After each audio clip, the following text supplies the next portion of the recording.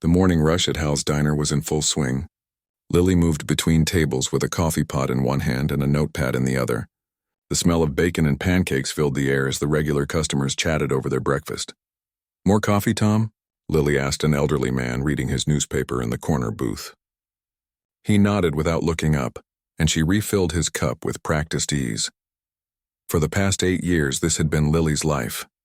Wake up at 5 a.m., put on the blue uniform with the small coffee stain that never quite came out, and head to the diner where she would spend the next 8 hours taking orders, serving food and making small talk with the regulars.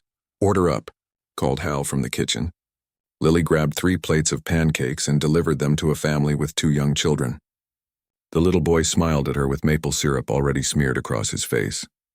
"Thank you," the mother said, cutting a pancake into small pieces for her daughter. "Enjoy your meal," Lily replied with a warm smile. "Let me know if you need anything else." To the customers at Hal's Diner, Lily was just the quiet waitress with the kind eyes who remembered their usual orders and never complained about the early morning shifts. She was reliable, friendly, and forgettable, just another person in the background of their busy lives.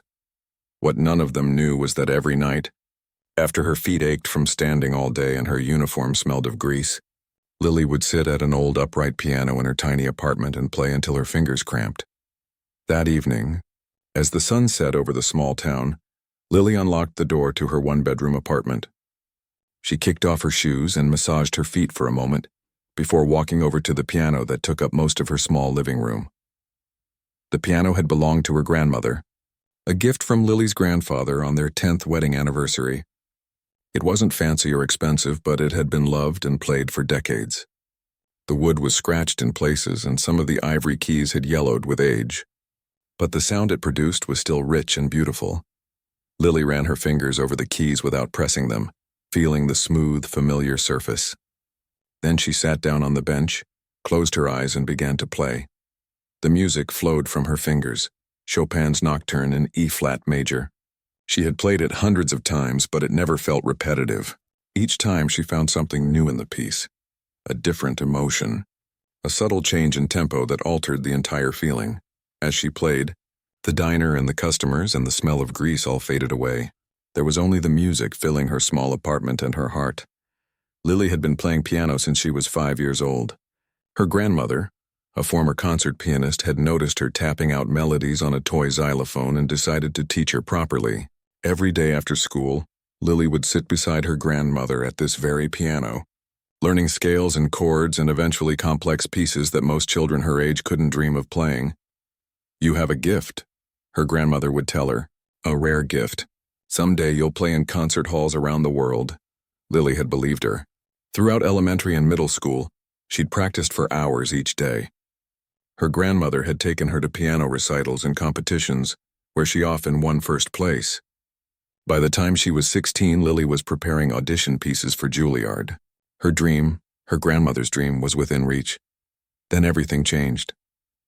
Her grandmother had a stroke during Lily's junior year of high school. The medical bills piled up quickly. Their modest savings disappeared, and Lily started working at Hal's Diner after school to help pay the rent. Piano practice was squeezed into the late hours of the night when she wasn't too exhausted to play. Her grandmother recovered partially, but needed expensive medication and physical therapy.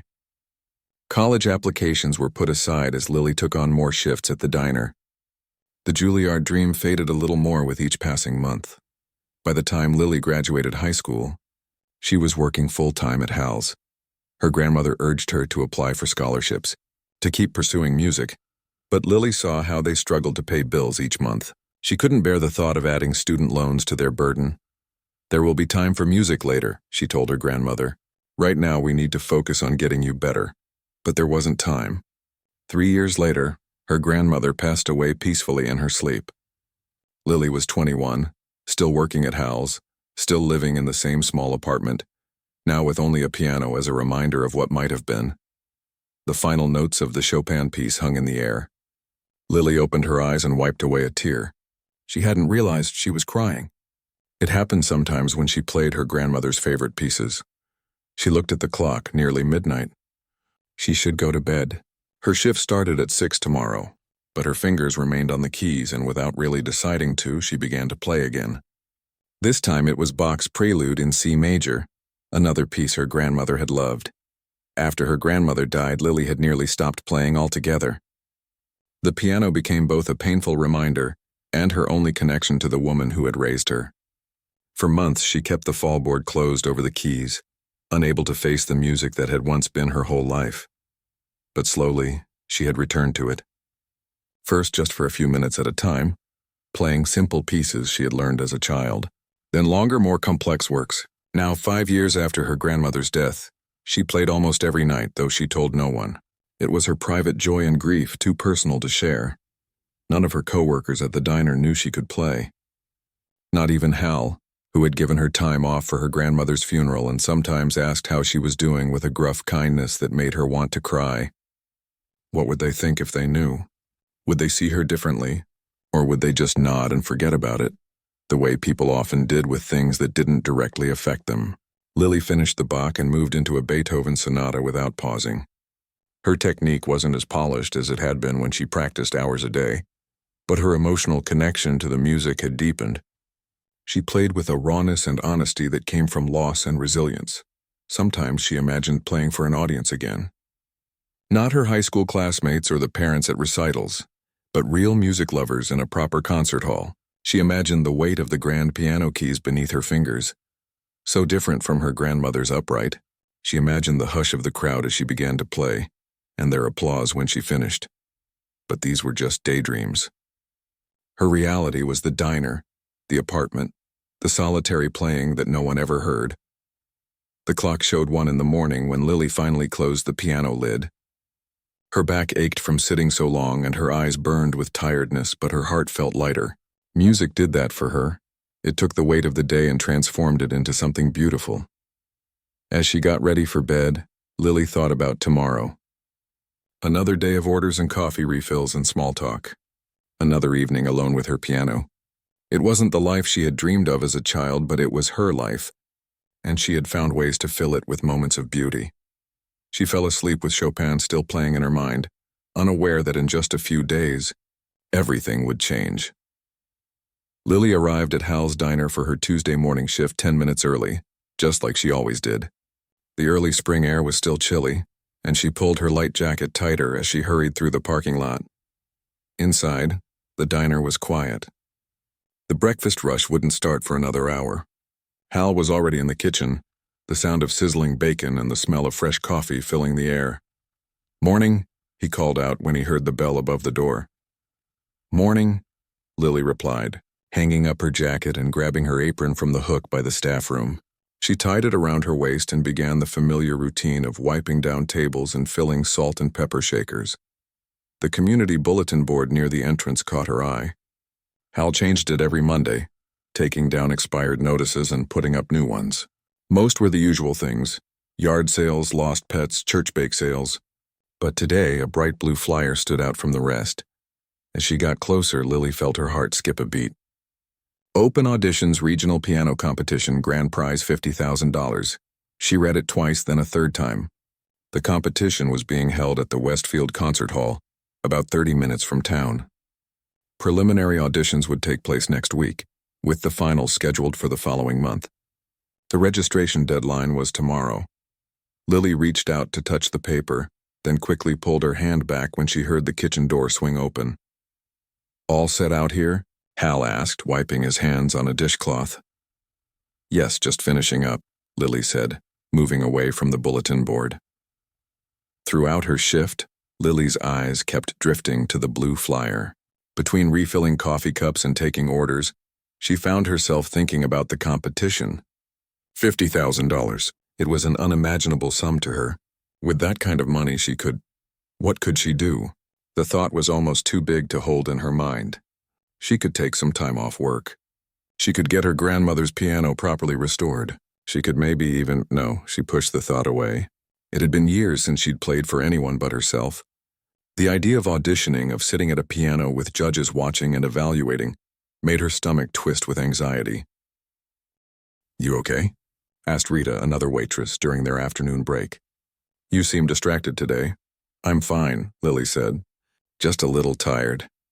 The lunch rush kept her busy enough that she didn't have time to think about the flyer again until late afternoon, when the diner emptied out. She was wiping down the counter when she noticed Hal standing by the bulletin board, looking at the blue paper.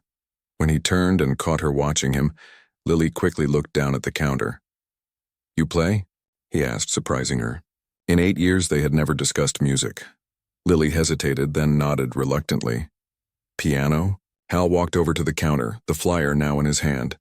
"Yes," Lily said quietly, "but it's just a hobby. Nothing serious." Hal looked at her for a long moment as if seeing her for the first time. "My brother-in-law's on the organizing committee for this competition," he said, tapping the flyer. "Called me yesterday. Says they're desperate for more participants. Registration deadline's tomorrow." Lily felt her cheeks grow warm. "I'm not really at that level," she said. "What level is that?" Hal asked. Lily shrugged. "Competition level. I haven't performed in years. Not since high school. But you still play?" "Sometimes," Lily said, not meeting his eyes. It felt strange to be talking about this part of her life that she kept so private. "Just for myself." Hal nodded and set the flyer on the counter between them. "Well, my brother-in-law says anyone can audition. Amateurs, professionals, everyone. The preliminary round is just 5 minutes. You play one piece, they decide if you move on." He turned and walked back toward the kitchen, then paused. "Registration's online. Takes about 5 minutes." And then he was gone, leaving the blue flyer on the counter. Lily stared at it for a long time before folding it carefully and putting it in her pocket. That night, Lily sat at her piano, fingers hovering above the keys. The folded flyer lay on top of the piano, a corner peeking out from beneath her grandmother's photograph. She hadn't played a note since coming home. Instead, she'd spent an hour researching the competition online. It was legitimate, a respected regional contest in its 10th year. Previous winners had gone on to perform with symphonies, record albums, even tour internationally. The application page was still open on her phone. Name, address, contact information, musical background, piece to be performed at audition. Lily closed her eyes and let her hands fall to the keys, playing the opening notes of Liszt's Liebestraum. It had been her grandmother's favorite piece, the one she'd played at her last recital before everything changed. Her fingers stumbled over a difficult passage and she stopped, frustrated. She was rusty. Out of practice for a real performance. What was she thinking? She picked up her phone and closed the browser, setting it aside. This was ridiculous. She was a waitress, not a concert pianist. That dream had died years ago. But as she stared at the keys, Lily couldn't help wondering. What if she tried? The worst that could happen was failure, and she had already made her peace with that years ago. Before she could talk herself out of it, Lily grabbed her phone again and reopened the application. Name, address, phone number. She hesitated at musical background, then typed simply, piano lessons from age 5 to 18. For the audition piece, she listed Liebestraum No. 3 by Franz Liszt. Her finger hovered over the submit button. The thought of playing for others, for judges, terrified her. But the possibility, however small, of something changing in her life pushed her forward. She hit submit. The confirmation email arrived almost immediately. Her audition was scheduled for next Tuesday at 2 p.m. Lily's stomach dropped. Tuesday was a workday. She'd need to ask Hal for time off, which meant telling him she'd applied for the competition. The thought made her nervous. What if he thought she was being foolish? What if he laughed? She'd have to ask him tomorrow, and then she'd have to practice. Really practice the way she used to for hours each day. The thought was both thrilling and terrifying. That night, Lily played until her neighbors knocked on the wall, politely asking her to stop. She apologized and closed the piano, but the music continued in her head as she lay in bed staring at the ceiling. For the first time in years, she allowed herself to imagine a different life. Not necessarily fame or fortune, but something more than the endless cycle of diner shifts and solitary evenings. A life with music at its center, not hidden away like a shameful secret. The next morning, Lily arrived at the diner even earlier than usual, her heart pounding. Hal was in the kitchen as always. "I need next Tuesday afternoon off," she said, the words coming out in a rush. I have an appointment." Hal looked up from the grill. "An appointment?" he asked. Lily took a deep breath. "I applied for that piano competition. The one on the flyer. My audition is Tuesday at 2. She expected surprise, maybe even amusement. Instead, Hal nodded, as if this was the most natural thing in the world. "About time," he said, turning back to the grill. "Rita can cover your shift, that's it?" Lily asked. "You're not going to ask me why, or—" Hal flipped a pancake with practiced ease. "Been wondering for years when you'd get back to your music." Lily stared at him. "What do you mean?" "Your grandmother used to come in here for lunch sometimes before she got sick," Hal said. "Always talking about her granddaughter, the piano prodigy. Showed me videos on her phone of you playing at some recital. You were good. Real good." Lily felt tears welling up in her eyes. Her grandmother had never mentioned going to the diner or talking to Hal about her. "Why didn't you ever say anything?" she asked. Hal shrugged. "Not my business. Figured you had your reasons." He glanced at her. "But I'm glad you're doing this. Your grandmother would be proud." Lily nodded, unable to speak around the lump in her throat. "Now get to work," Hal said gruffly. "Those tables aren't going to set themselves." The rest of the week passed in a blur of diner shifts and long practice sessions. Lily's fingers were sore, and she developed a blister on her right pinky that burst and had to be covered with a bandage. She played through it, determined to do justice to her grandmother's memory. By Monday night, the eve of her audition, Lily felt equal parts terror and exhilaration. The piece wasn't perfect. There were still transitions that gave her trouble, but it was the best she could do in the time she had. As she finally closed the piano lid at midnight, Lily whispered a promise to her grandmother's photograph. "Tomorrow, I play for both of us." Tuesday morning arrived with gray skies and a light drizzle.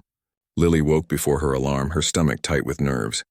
She'd barely slept, drifting in and out of dreams where she sat at a piano with keys that wouldn't make a sound no matter how hard she pressed them.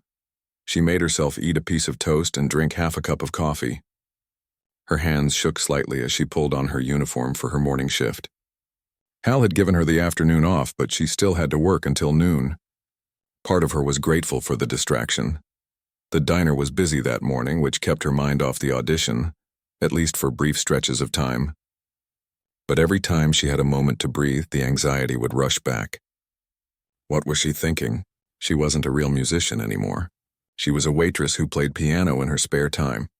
"You look like you're about to jump out of your skin," Rita said when they crossed paths at the coffee maker. "I'm fine," Lily said automatically. Rita raised an eyebrow. "Hal told me you're doing some piano thing this afternoon." "That's cool.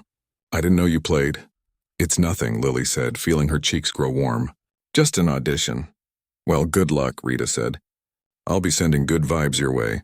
The morning crawled by. At 11:30, Hal appeared at her side as she was clearing a table. "Go," he said. "You need time to get ready. My shift doesn't end until—" "Go," he repeated more firmly this time. "Rita's got it covered." Lily hesitated, then untied her apron. "Thank you." At home, she showered quickly and stood in front of her small closet, suddenly realizing she had nothing appropriate to wear to a piano audition. In her competition days, she'd had a simple black dress for performances. That was long gone, outgrown years ago. After trying on and discarding several options, she settled on a navy blue skirt and a white blouse, the same outfit she wore for job interviews. It wasn't ideal, but it was the most formal thing she owned. As she drove to the Westfield Community Center where the preliminary auditions were being held, Lily tried to remember what her grandmother had taught her about performance anxiety. "Breathe from your belly, not your chest," she'd said. "And remember, the audience wants you to succeed. No one comes to a performance hoping the musician will fail." But these weren't audience members. They were judges. Their job was to be critical, to find flaws, to eliminate players who weren't good enough. The community center parking lot was half full when she arrived. Lily sat in her car for several minutes, hands gripping the steering wheel, gathering her courage. A group of young people walked past carrying instrument cases and talking animatedly. "Just go in," she told herself. "You can always leave if it's too much." The lobby of the community center was filled with people. Some were clearly contestants. They had a certain intensity about them, a focused energy. Others were parents or teachers or friends there for support. Lily followed signs to a registration table where a woman with a clipboard checked her name. "Lily Chen?" the woman said, scanning her list. "Yes, here you are. 2 o'clock slot. The warm-up room is down the hall on the left." The audition room is the second door on the right. You'll have exactly 5 minutes, one piece only. Lily nodded, suddenly unable to speak. Good luck, the woman said with a smile that didn't reach her eyes. She'd probably said the same thing to dozens of contestants already today. The warm-up room was a large space with several upright pianos arranged around the perimeter, each separated by portable screens for some semblance of privacy. Most of the pianos were already occupied, the room filled with a cacophony of different pieces being practiced simultaneously. Lily found an empty piano in the corner and sat down. The bench was the wrong height, too high, but there was no way to adjust it. She placed her hands on the keys and winced. The piano was badly out of tune, with several keys sticking slightly when played. Still, it was better than nothing. She began to play softly at first, then with more confidence as her fingers remembered the familiar patterns of Liebestraum. A young man was practicing at the piano next to hers, his fingers flying over the keys with impressive speed and precision. He was playing something fiendishly difficult, Rachmaninoff maybe, or Liszt. Not Liebestraum, but something far more technically challenging. Lily faltered, missing a note, then another. She stopped, took a deep breath, and started again. The young man finished his piece with a flourish and stood up. He was wearing a tailored suit and carried a leather portfolio of sheet music. As he passed by Lily's piano, he paused. Liebestraum, he asked. That's your audition piece? Lily nodded, her fingers still on the keys. Bold choice, he said. It's not technically difficult enough to impress the judges, but if you mess up the emotional interpretation, it's obvious to everyone. He gave her a small smile that felt more like a smirk. Where do you study? I don't, Lily said, her voice barely audible above the sound of the other pianos. The young man's smile turned polite but dismissive. Well, it's nice they let amateurs participate. Good experience, I suppose. He walked away before Lily could respond, leaving her feeling small and foolish. He was right. What was she doing here? These people were serious musicians. They studied, they competed regularly, they had teachers and coaches and proper concert attire. She looked down at her navy skirt and white blouse. The skirt was slightly wrinkled from sitting in her car. Her shoes were plain black flats she wore to work, comfortable but scuffed around the edges. For a moment, Lily considered leaving. She could walk out right now, drive back home, call it a crazy impulse that she'd gotten out of her system. No one would care. Hal would understand. Life would go back to normal. But as she stood up from the piano, her grandmother's voice seemed to whisper in her ear. Music isn't about impressing people. It's about moving them. Play from your heart and you can't go wrong. Lily sat back down. She had come this far. She would play her piece and then she could put this whole experience behind her. At 5 minutes to 2, a volunteer came to the warm-up room calling her name. Lily Chen, you're up next. The walk to the audition room felt endless. Lily's heart pounded so hard she could feel it in her throat. Her palms were sweaty and she wiped them on her skirt. The audition room was smaller than she'd expected. At one end was a grand piano, its lid raised. At the other end, behind a table, sat 3 people, 2 men and a woman, with notepads and stern expressions. Lily Chen? The woman asked. Yes, Lily said, her voice barely more than a whisper. What will you be playing for us today? Liebestraum No. 3 by Franz Liszt. The woman made a note on her pad. You may begin when ready. Lily walked to the piano, her legs feeling strangely disconnected from her body. She adjusted the bench and sat down. The piano keys gleamed under the fluorescent lights, intimidating in their perfection. She placed her hands on the keys and took a deep breath. The room fell silent. She could feel the judges watching her, waiting. In that moment, Lily remembered all the hours spent at this very piece. The way her grandmother had guided her through the difficult passages, the way they had discussed the emotional arc of the music, the way it had made her grandmother cry the first time Lily played it perfectly, and suddenly none of the rest mattered. Not the judges, not the other contestants, not her wrinkled skirt or scuffed shoes. There was only the music. Lily began to play. The opening notes of Liebestraum filled the small room. Soft, delicate, like a question being asked. Her fingers moved with a certainty she hadn't felt in years, finding each note with precision and care. As she played, something strange happened. The room, the judges, her anxiety, all of it faded away. There was only the music, flowing through her as naturally as breathing. Each phrase, each chord progression, felt like a conversation with her grandmother, a shared language only they understood. The piece built in intensity, her fingers dancing across the keys with increasing speed and passion. When she reached the climactic section, Lily closed her eyes, letting the music carry her. The emotional core of the piece, a bittersweet longing, a celebration of love remembered, poured through her fingers into the keys. As the final notes echoed in the room, Lily slowly opened her eyes. For a moment, no one spoke. Then the woman judge cleared her throat. "Thank you, Ms. Chen." Lily stood, her legs shaky, and gave a small bow as her grandmother had taught her. As she turned to leave, she caught a glimpse of the judges' faces. The woman was writing something rapidly on her notepad. One of the men was staring at the piano with a strange expression. Surprise, maybe, or confusion. The other man looked directly at Lily and gave her the smallest of nods. In the hallway outside, Lily leaned against the wall, her heart still racing. She had done it. Whatever happened next, she had done it. She had played for an audience again. She had honored her grandmother's memory. She had taken a step, however small, toward reclaiming a part of herself she thought was lost forever. As she walked back to her car, a light rain was falling. Lily lifted her face to the sky and let the cool drops mix with the tears on her cheeks. 3 days after the audition, Lily was refilling salt shakers at the diner when her phone buzzed in her pocket. She'd been jumping every time it made a sound, but it had only been spam calls and a text from her power company. This time, when she glanced at the screen, she saw an email from Westfield Regional Piano Competition. Her hand started shaking so badly she had to set down the salt shaker. "You okay?" Rita asked from across the counter. "I got an email," Lily said, her voice barely above a whisper.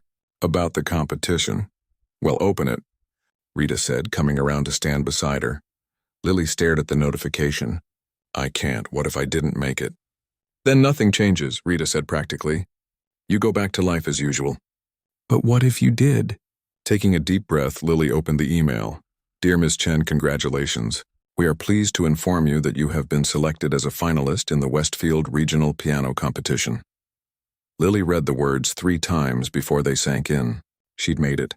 She was a finalist. "I made it," she said, looking up at Rita with wide eyes. "I'm going to the finals." Rita let out a whoop that made several customers look up from their meals. "I knew you would. This calls for celebration." Hal, get out here!" Hal emerged from the kitchen, wiping his hands on a towel.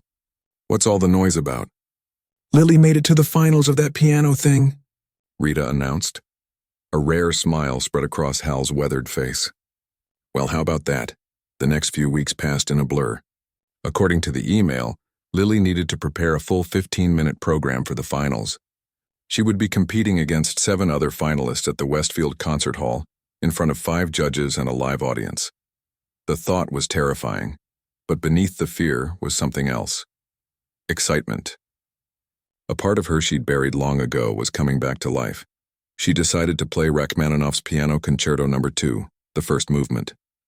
It was ambitious, perhaps too ambitious, but it had been her grandmother's favorite piece. They had worked on it together during Lily's senior year of high school, before everything changed. Every night after work, Lily practiced until her fingers ached and her neighbors complained. She adjusted her work schedule, taking more morning shifts so she could have evenings free for practice. Hal was surprisingly accommodating, rearranging the schedule without complaint. 2 weeks before the finals, Lily hit a wall. No matter how many hours she put in, the piece wasn't coming together the way she wanted. There were passages where her fingers stumbled, transitions that felt awkward, emotional highs she couldn't quite reach. She sat at her piano, frustrated tears threatening to spill, when her phone rang. It was Hal. "How's the practice going?" he asked without preamble. "Not great," Lily admitted. "I think I might have chosen a piece that's too difficult." "My brother-in-law knows a guy," Hal said. "Piano teacher at the community college. Said he'd be willing to give you a few pointers if you're interested." Lily hesitated. The idea of playing for a teacher, of being critiqued, was intimidating. But she was stuck and the finals were approaching fast. "That would be helpful," she said finally. "Good," Hal said. "His name's Dr. Chen. No relation, I'm guessing. He'll be at the diner tomorrow at 2. The next day, Lily met Dr. Chen. a soft-spoken man in his 60s with kind eyes behind wire-rimmed glasses. He listened to her play the troublesome sections of the Rachmaninoff, then offered gentle but precise corrections.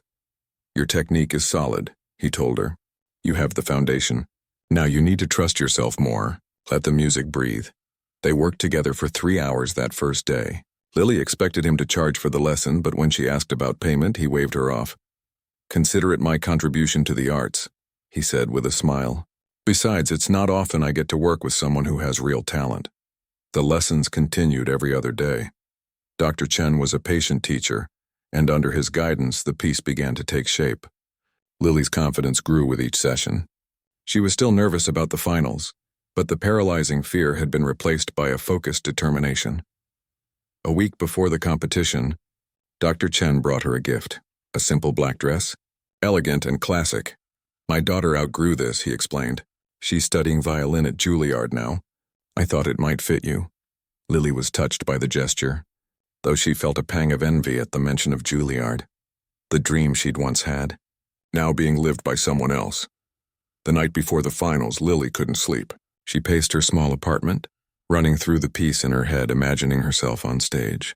What if she froze? What if she forgot the notes? What if she made a fool of herself in front of all those people?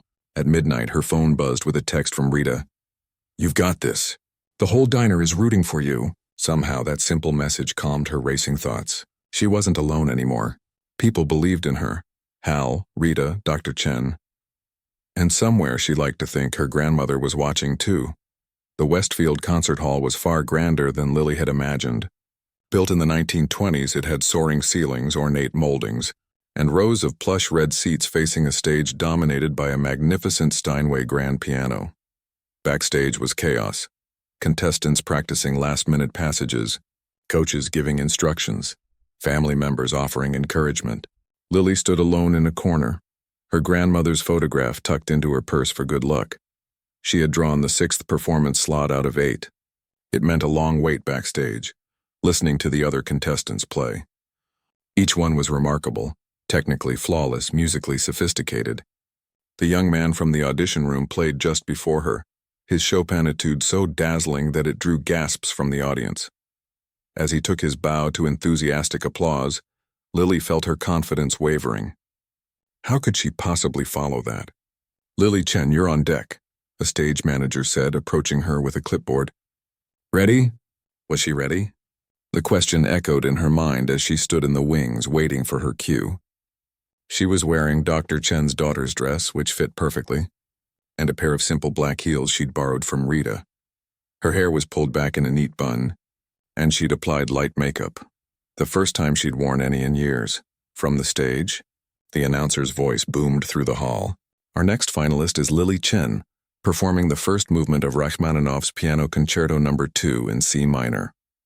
A polite smattering of applause as Lily walked onto the stage. The lights were blinding, making it impossible to see the audience clearly. She was grateful for that small mercy. The piano loomed before her, massive and intimidating. She approached it slowly, adjusting the bench, taking her time to settle herself. Her heart was pounding so hard she was sure the microphones would pick it up. The hall fell silent as she placed her hands on the keys. 500 people waiting, 5 judges watching. But in that moment, Lily thought only of her grandmother, of the countless hours they'd spent together at the piano, of the joy that music had brought to both their lives.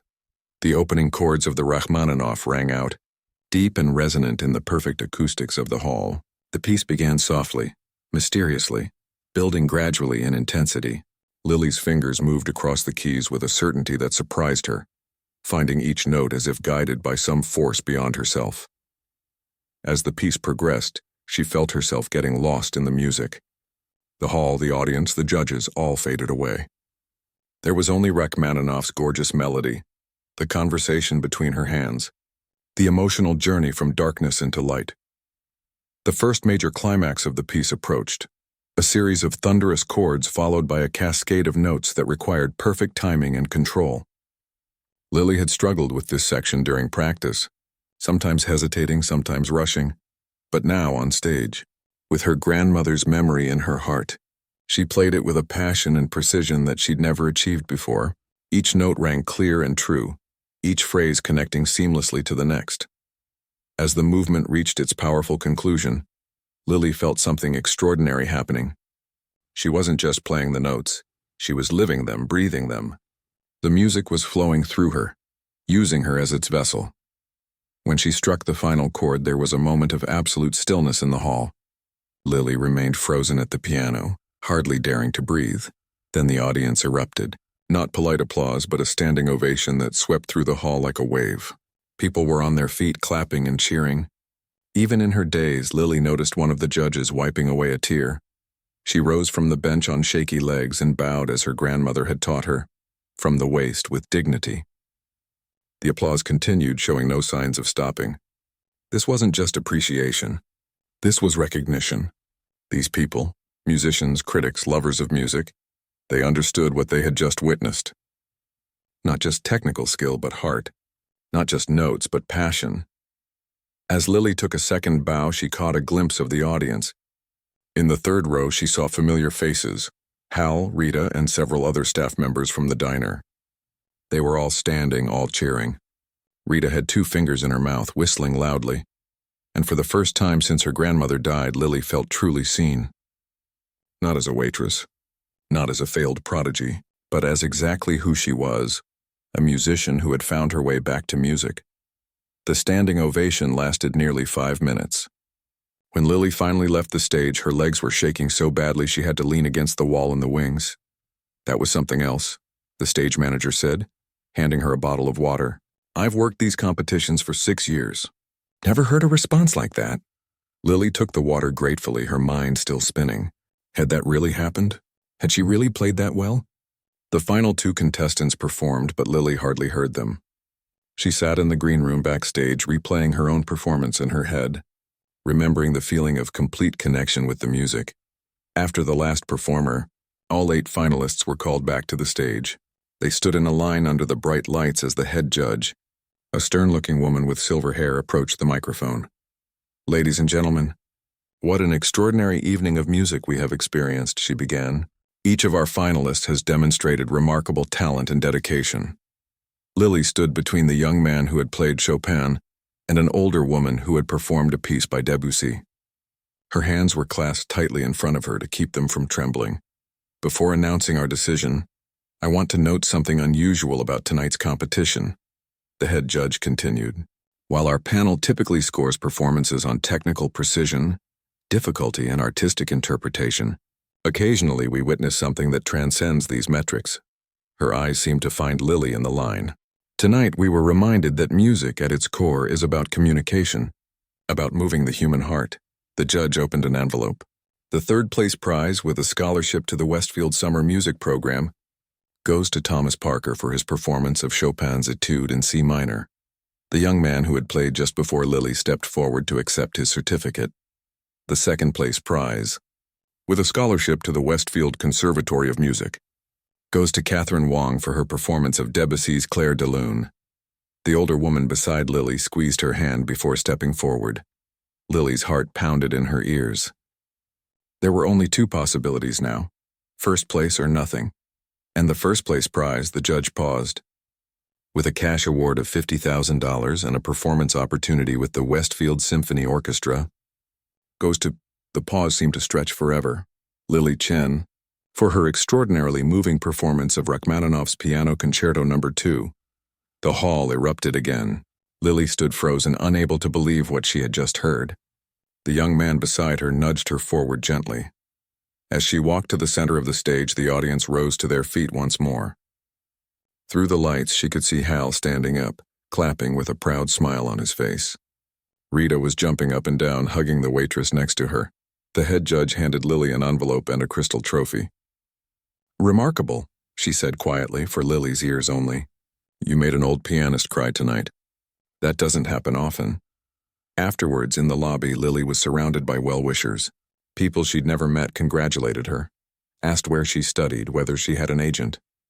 Business cards were pressed into her hands. It was overwhelming, disorienting. Dr. Chen found her in the crowd and gave her a gentle hug.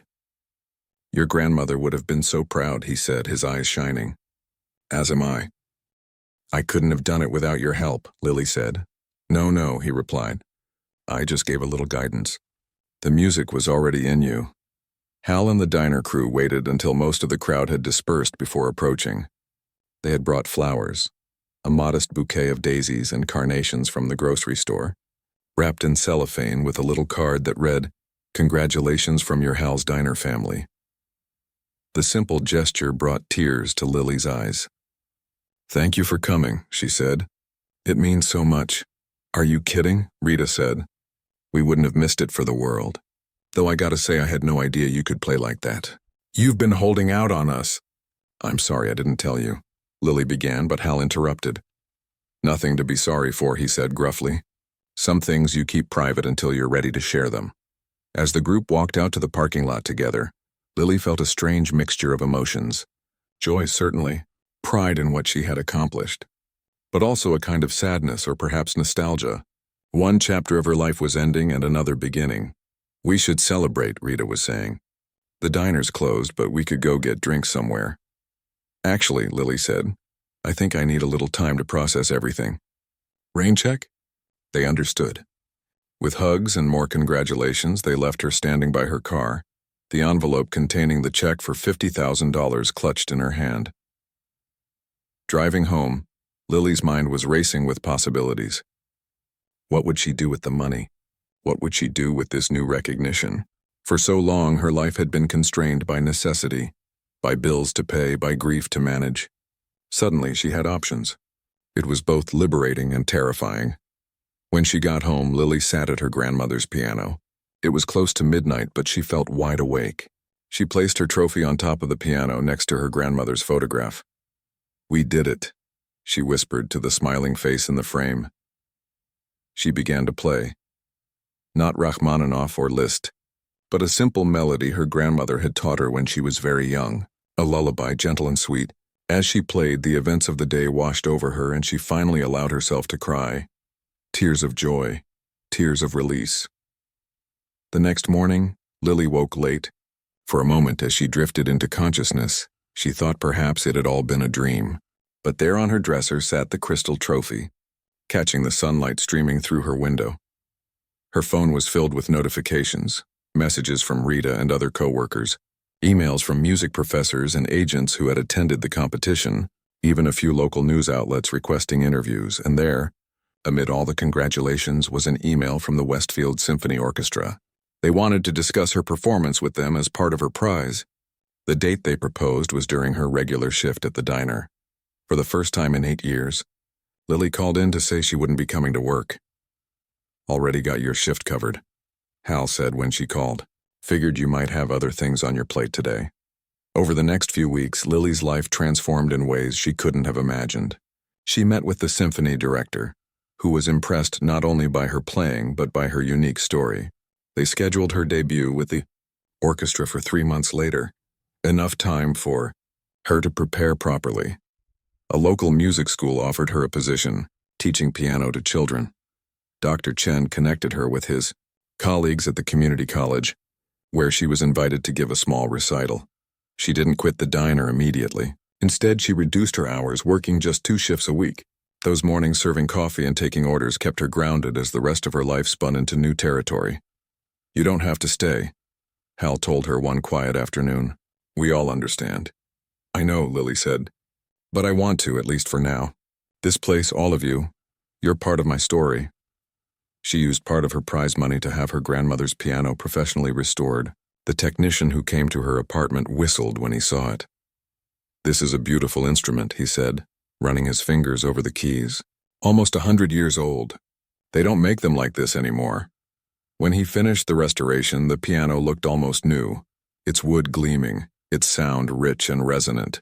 But it still held the memories, the thousands of hours Lily and her grandmother had spent together at its keys. 2 months after the competition, Lily moved to a slightly larger apartment, one where she could practice without disturbing her neighbors. She turned one room into a small studio where she could teach private students. The night before her debut with the symphony, Lily invited Hal, Rita, and the rest of the diner staff to dinner. She'd reserved a private room at a nice restaurant, something she never could have afforded before.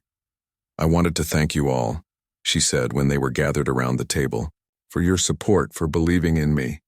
We just showed up and clapped, Rita said. You did all the hard stuff. No, Lily shook her head. It was more than that. You gave me a place where I belonged during a time when I was lost. You became my family when I had none. Hal, never comfortable with emotional moments, cleared his throat. Well, you still belong at the diner whenever you want. Your apron's still hanging on the hook.